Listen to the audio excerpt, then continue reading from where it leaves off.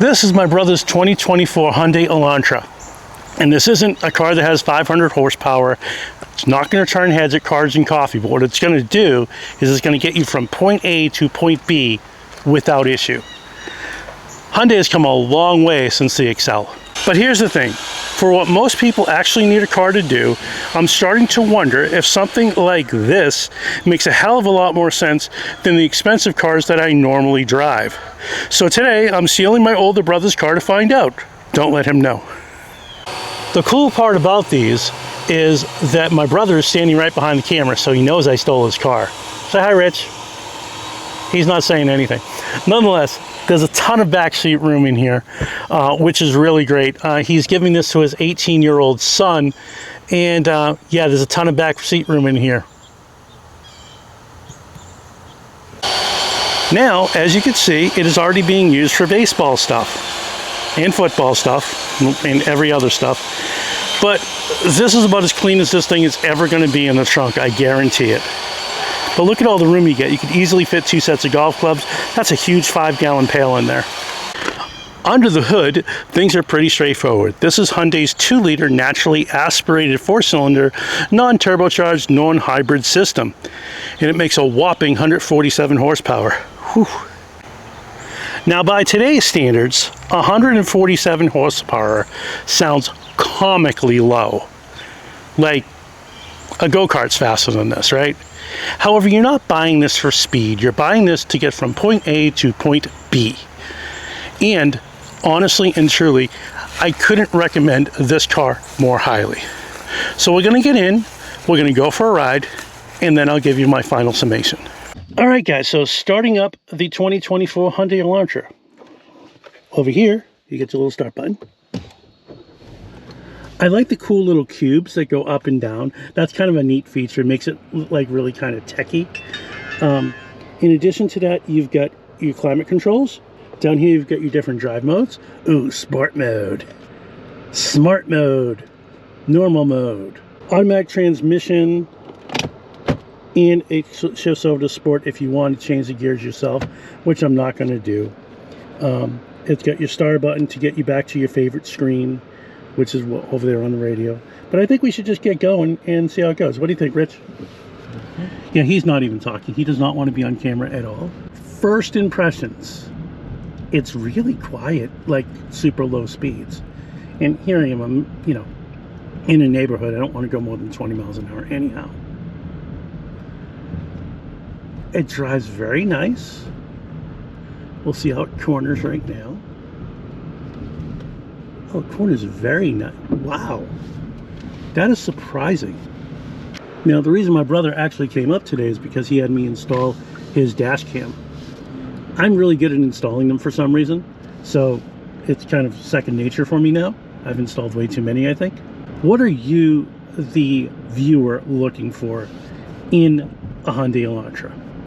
Number one, you're looking for a little bit of style. Gone are the days where you get into an older car and it had no features. Now they realize that people still want features even though the car is less expensive. Granted, you're not going to get all the features, but you'll get some really good ones. The digital dash is a nice touch. The Bluetooth navigation, another nice touch. I think that this is a charger, but I'm not sure. So folks in the comments, please let me know, because I don't know what that is. The steering wheel is really nicely weighted. It doesn't pull you very hard, and it's very connected to the road. You could definitely feel it's only 147 horsepower, but we're not measuring this against horsepower. We're measuring this against point A to point B transportation, right? Because that's ultimately why you bought it. What else would you like about this car? Well, it's got a big rear view mirror. It's got a huge back seat. And it has all of the creature comforts with your air conditioning. You know, in cars when I was a kid, certainly didn't have air conditioning in every one of them. That was always an extra charge. All right, so I think number one is we need to see what the merging is like on this. And obviously, it's very good. Now we're going to get on the highway and let's see what the cornering is like on this. Really nice.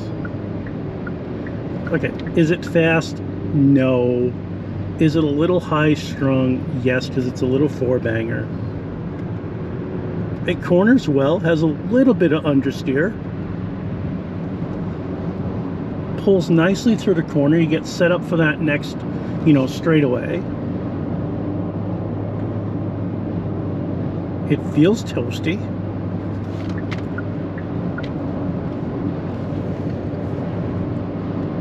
Yeah, this is really nice. I'm going to switch it over to smart mode. This is a CVT transmission that gets 31 miles in the city, 40 on the highway, 34 combined. Really very impressive, and fuel economy is at a highest premium. 150 horsepower is good enough for what this thing is doing. I do like the steering tremendously. I really think this steering input is one of the better inputs I've driven in a while, but the understeer is certainly there. This car pushes pretty hard going into a corner, so you've got some, body roll going onto the front end. Wow, that, wow, I've mentioned a bunch of times, but this thing is quick. Surprisingly, this thing is very quick up on the highway. Wow, I'm impressed. I mean, 75 miles an hour without even trying. Yeah, you're not going to win any races, but you're not out there to win races in this. You're out there to, have a car that's got some good fuel economy. It's got cruise control. My brother tells me it's got this little green thing where it stays in the middle of the lanes, and oh yeah, it does. I'm not a big fan of lane keep assist, and as you guys know, I'm not a big fan of any nannies in a car. Actually, I hate nannies in a car, but it works. Like, there we go. That's really cool. So if you're, if you're kind of into that stuff, I definitely think this car is for you. This also has adaptive cruise control, so you're not having to worry about anything in front of you. So if someone's slowing down, the car's automatically going to slow down for you. It handles bumps super nice.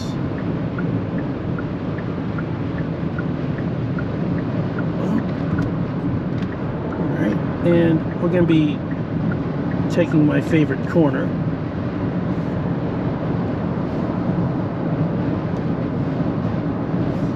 And let's see. So the other thing we're going to check on this, as we all know, is the brakes and see how powerful they are. This car doesn't move in any direction other than where you're pointing it. So the frame is really good. The front end is really good. It doesn't wander on the road. It's not too big. And here come the brakes. Really nice. Really nice. And I do love this corner.